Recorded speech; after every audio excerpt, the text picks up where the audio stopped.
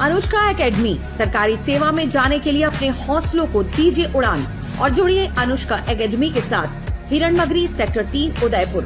Contact number 8233223322। Udaipur जिले के बिछड़ी गांव में पेयजल संकट को लेकर उठा विवाद अब बड़ा रूप लेता जा रहा है। ग्राम पंचायत बिछड़ी के उप सरपंच और भाजपा युवा मोर्चा मंडल अध्यक्ष लोकेश पालीवाल ने आरोप लगाया है कि पीएचडी के एक संविदा कर्मी रामलाल खटीक ने उन्हें फोन पर जान से मारने की धमकी दी है। पालीवाल के अनुसार उनके क्षेत्र में लंबे समय से पेयजल संकट बना हुआ है। कई जगह पाइपलाइन बिछाई गई, लेकिन पानी की टंकियों का निर्माण अब तक नहीं हुआ, जिससे लोगों को भारी परेशानी का सामना करना पड़ रहा है। इसी समस्या को लेकर वे अधिकारियों से मिलने पटेल सर्कल स्थित कार्यालय पहुंचे थे। बताया जा रहा है कि अधिकारियों से शिकायत करने की जानकारी मिलते ही संविदा कर्मी भड़क गया और उसने पूर्व मंडल अध्यक्ष नंदलाल वेद को फोन कर लोकेश पालीवाल के खिलाफ अभद्र भाषा का प्रयोग किया। वायरल ऑडियो में कर्मचारी कथित तौर पर धमकी देते हुए सुनाई दे रहा है कि वे पालीवाल की नेतागिरी खत्म कर देगा और 25 किलोमीटर के दायरे में दिखने पर जान से मार देगा। इस घटना के बाद क्षेत्र के जनप्रतिनिधि और भाजपा कार्यकर्ता एकजुट हो गए और कलेक्ट्रेट पहुंचे।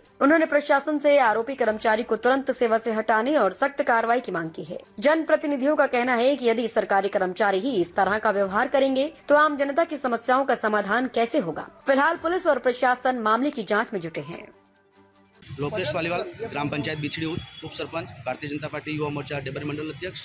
मामला, हम पेयजल की समस्याओं को लेकर अधिकारियों से मिले थे पटेल सर्कल पे, तो हमने पेयजल की समस्या आ रही है उसके बारे में अधिकारियों से अवगत कराया कि आपने पानी की टंकियाँ बनी नहीं है, उससे पहले पाइपलाइनें डाल दी है और पानी की बहुत समस्या आ रही है पूरे हमारे क्षेत्र में। इसकी समस्या को समाधान के लिए हम अधिकारियों के पास गए थे। हमारे बैठक में वार्ता हुई कि हमारे जैसे संविदा कर्मी है रामलाल खटीक करके, जो पानी की सप्लाई देता है, नल सप्लाई देता है, तो उसके बारे में बोला कि उसका व्यवहार सही नहीं है। वो बात करता है तो बात करने का तरीका में भी उसका अलग है और किसी से भी बात करता है गाली क्लोज करके बात करता है। तो इस तरह से अधिकारी को हमने बताया कि आप उनसे बात करके थोड़ा सा उनको समझाइश करिए कि इस तरह से क्षेत्र में कार्य करते हुए इस तरह से बात ना करें। तो यही बात हुई थी हमारे अधिकारियों से। फिर आज आप यहाँ आए तो क्या हुआ? कल शाम को जैसे कि हमारे पूर्व मंडल अध्यक्ष नंदलाल जी वेद और पूर्व सरपंच भी है, तो आप भी हमारे साथ में थे पटेल सर्कल पे, तो आपको कल शाम को फ़ोन करके उसने फ़ोन किया था कि आप वहाँ पर गए थे और क्या बोला, मेरे लिए क्या बोला, क्या नहीं बोला, इस तरह से उसने बात की है। उसके बाद में उन्होंने बोला कि उसको लोकेश पालीवाल है, उसकी नेतागिरी उतार दूंगा और जैसे भी वो शब्द आपने सुने होंगे, और यही बात हुई थी। और जान से मारने की धमकी दी है कि क्षेत्र में कहीं दिखेगा 25 किलोमीटर एरिया में तो उसको मैं जान से मार दूँगा। तो ये हम लेके प्रार्थना पत्र लेके कलेक्टर महोदय के पधारे साहब ने, उन्होंने अवगत कराया कि आपकी समस्या का समाधान किया जाए।